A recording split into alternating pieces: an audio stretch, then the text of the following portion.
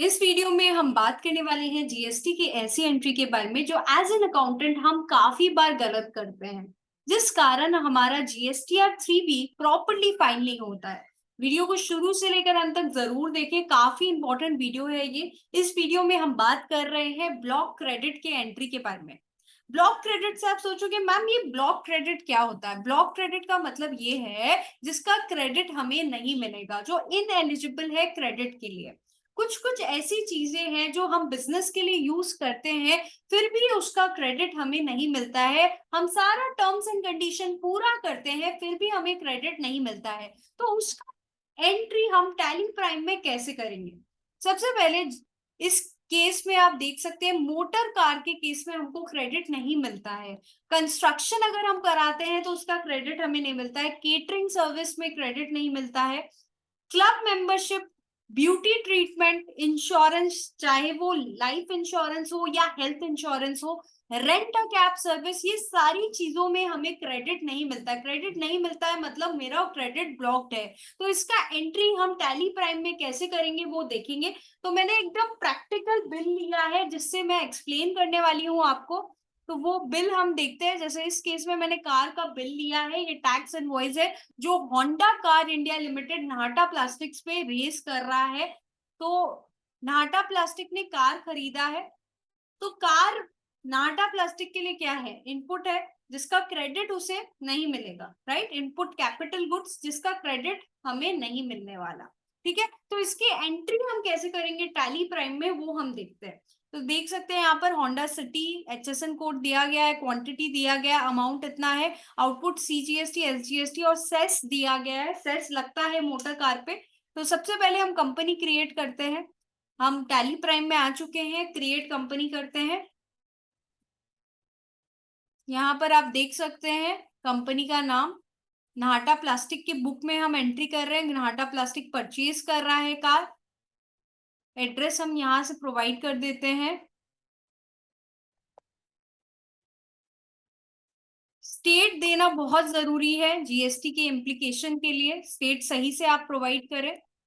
यहाँ पर आपको फाइनेंशियल ईयर और बुक बिगनिंग देना है। तो यहाँ पर 1 मई 2018 का इनवॉइस है, तो मैं एक बार अप्रैल 2018 से बुक बिगनिंग डेट दे देती हूँ। ठीक है, बुक बिगनिंग और फाइनेंशियल ईयर बिगनिंग, और इसको सेव कर लेती हूँ। सेव करने के बाद सबसे इंपॉर्टेंट चीज है जीएसटी को अनेबल करना। जो जीएसटी मेरा जो है वो अनेबल किया गया है। और यहाँ पर आप देख सकते हैं स्टेट वेस्ट बंगाल दिखा रहा है। सही स्टेट चुनना जरूरी है। रजिस्ट्रेशन टाइप रेगुलर स्कीम में मैं रजिस्टर्ड हूँ, तो रेगुलर में ले रही हूँ। यहाँ पर मुझे जीएसटीएन नंबर प्रोवाइड करना है नाटा प्लास्टिक का, तो यहाँ से हम जीएसटीएन नंबर कॉपी पेस्ट करेंगे। मैं कॉपी कर रही हूँ नंबर और सिंपली यहाँ पर पेस्ट कर दे रही हूँ। उसके बाद आप जो भी डिटेल्स है यहाँ पर दे सकते हैं। ई वेबल के केस में विद इन द स्टेट जो है लिमिट 1 लाख है और आउटसाइड द स्टेट 50,000 है।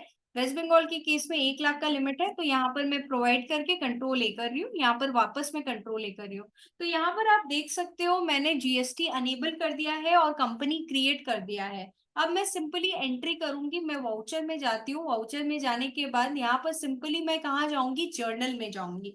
अब जर्नल में क्यों जा रहे हैं? क्योंकि देखिए मैं फिक्स असेट परचेज कर रही हूँ। जब मैं उधार में फिक्स असेट परचेज करती हूँ तो उसका एंट्री जर्नल में होता है, ना कि परचेज में। परचेज में उस चीज की एंट्री होती है जिसमें हम लोग डील करते हैं, जिसको हम परचेज करके बेचने के मोटिव से परचेज कर रहे होते हैं। तो हम जर्नल में जाते हैं, F7 में जाएंगे। रेफरेंस नंबर में सबसे पहले आपको इनवॉइस नंबर देना है। ये हमारा इनवॉइस नंबर है।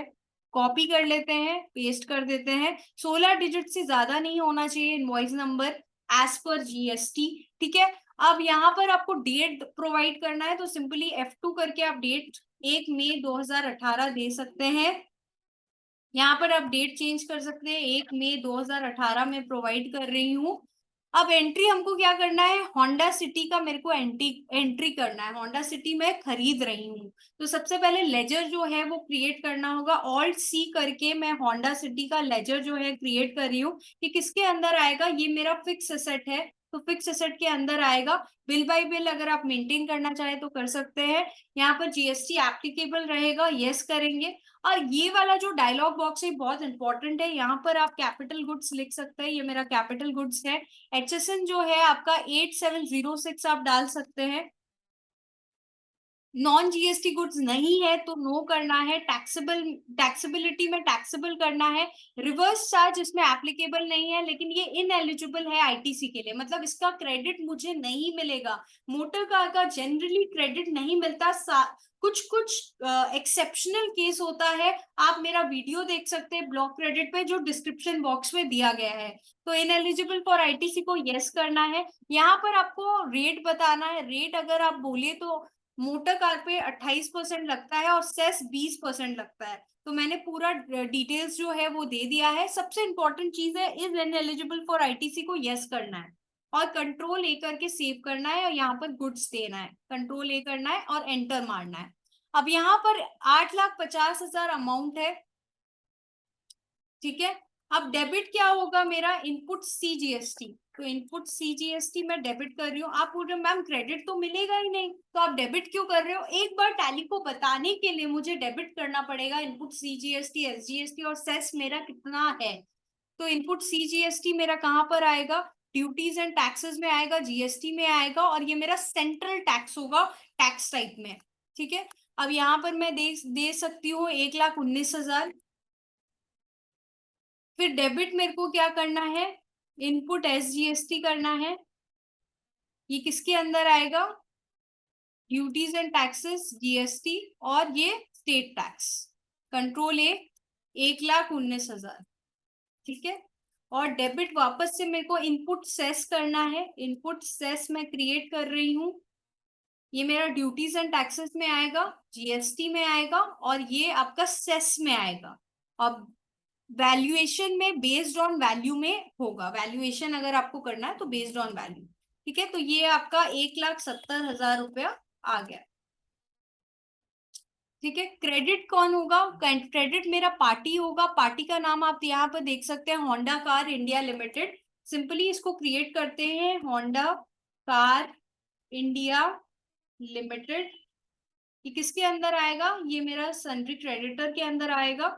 ओके, बिल बाय बिल अगर आप मेंटेन करना चाहें आप कर सकते हैं। अगर अलग से लाइबिलिटी फॉर फिक्स एसेट के अंदर आपको डालना है तो आप डाल सकते हैं, वो आपके ऊपर है, ठीक है। यहाँ पर आप जीएसटीएन नंबर प्रोवाइड कर दो। यहाँ पर आप देख सकते हैं ये जीएसटीएन नंबर है, आप सिंपली कॉपी करो और यहाँ पर पेस्ट करो, ठीक है। तो जीएसटीएन नंबर जो है वो मैंने प्रोवाइड कर दिया है। यहाँ पर कंट्रोल ए करेंगे। करने के बाद यहाँ पर आप न्यू रेफरेंस दे सकते हैं कि ये न्यू रेफरेंस है, और बीइंग होंडा कार परचेस्ड, ये नरेशन आप प्रोवाइड कर सकते हैं।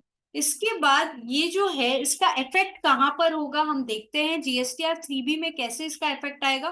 कंट्रोल ए करते हैं। सबसे पहले हम डिस्प्ले में जाते हैं। डिस्प्ले में जाने के बाद जीएसटी रिपोर्ट में जाते हैं और जीएसटीआर 3B में जाते हैं। ऑल्ट F2 करके हम पीरियड चेंज करते हैं, अप्रैल 18 से मार्च 19 कर देते हैं। यहाँ पर आप देख सकते हैं नीचे अगर आप जाओगे, इन एलिजिबल आईटीसी में अगर आप जाओगे तो यहाँ पर इन एलिजिबल आईटीसी दिखा रहा है। इतना इन एलिजिबल है, कितना, IGST, CGST, sorry CGST, SGST और सेस इन एलिजिबल है। सेक्शन 17 सबसेक्शन 5 में वो शो कर रहा है। तो मैंने एंट्री तो कर दी, ठीक है। मैंने अलग से इनपुट सीजीएसटी, एसजीएसटी और सेस जो है वो दिखाया। अब जो है जब क्रेडिट इंसान को नहीं मिलता तो उसका कॉस्ट बढ़ जाता है। तो उस केस में मुझे मोटर कार की कॉस्ट में ऐड करना पड़ेगा। कोई भी चीज का अगर मुझे क्रेडिट नहीं मिलेगा तो उसका मेरा कॉस्ट जो है वो इंक्रीज हो जाएगा। तो मैं कॉस्ट में कैसे ऐड करूंगी मैं दिखाऊंगी। तो सबसे पहले हमको जर्नल में जाना है, वापस से एक और एंट्री करनी है। एंट्री उसी डेट की होगी। मोटर कार को डेबिट करना है। मोटर कार जो है होंडा कार, होंडा सिटी, उसको डेबिट करना है, ठीक है। एक बार मैं 1 रुपया लिख रही हूँ और क्रेडिट क्या करना है, इनपुट सीजीएसटी। अब मैं इनपुट सीजीएसटी को क्रेडिट क्यों कर रही हूँ, क्रेडिट मैं इसलिए कर रही हूँ क्योंकि वो मेरे को क्रेडिट मिलेगा नहीं उसका, इसलिए मैं उसको रिवर्स कर रही हूँ। मैंने डेबिट किया था उसको, अब मैं उसको रिवर्स कर रही हूँ क्योंकि उसका क्रेडिट मुझे नहीं मिलने वाला है। तो 1,19,000, ठीक है, क्रेडिट इनपुट SGST 1,19,000। इससे मेरा कॉस्ट बढ़ जाएगा, किस चीज का, कार का। क्रेडिट इनपुट सेस 1,70,000, ठीक है। वैसे ही डेबिट कर दूंगी होंडा सिटी को रिमेनिंग बैलेंस से, ठीक है। रिमेनिंग बैलेंस से हो गया, ये जो टोटल अमाउंट है वो मेरा होंडा सिटी से ऐड हो जाएगा, ठीक है। 4,08,000 का जो अमाउंट है वो मेरा होंडा सिटी का जो कॉस्ट है वो बढ़ जाएगा।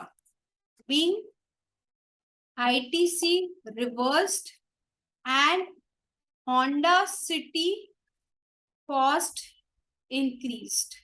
तो आप पूछोगे मैम फिर आपने डेबिट क्यों किया था इनपुट CGST SGST और सेस को? इसलिए डेबिट किया था क्योंकि मेरे को टैली को बताना है कि मेरा इनपुट CGST SGST और सेस कितना है। फिर मैंने रिवर्स कर दिया ताकि मैं होंडा सिटी का जो कॉस्ट है वो बढ़ा सकूं, ठीक है। जब मुझे क्रेडिट नहीं मिलता तो मेरे कार का कॉस्ट जो है वो बढ़ जाएगा, ठीक है।